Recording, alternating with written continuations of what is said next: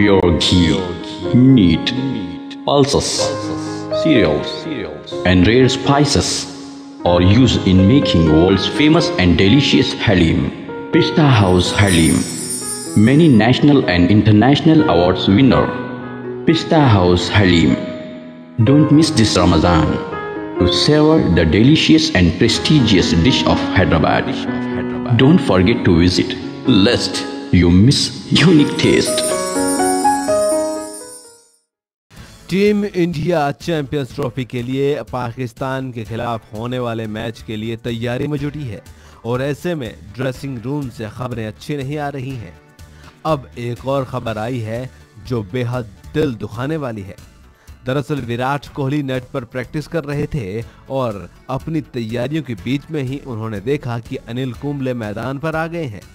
अनिल कुंबले को net practice session के दौरान मैदान पर देखकर कोहली वहां से नेट प्रैक्टिस को बीच में छोड़कर ही चले गए।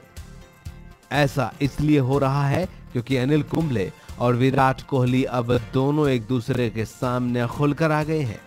आपको बता दूं कि विराट कोहली ने अनिल कुंबले के रोबदार और तानाशाह रवैये के खिलाफ बीसीसीआई को शिकायत की थी, जिसके बाद सचिन तेंदुलकर, सौरव गांगुली, वीवेश लक्ष्मण ने भी इस मामले में सुलह कराने की कोशिश की, लेकिन ऐसा संभव नहीं हो पाया।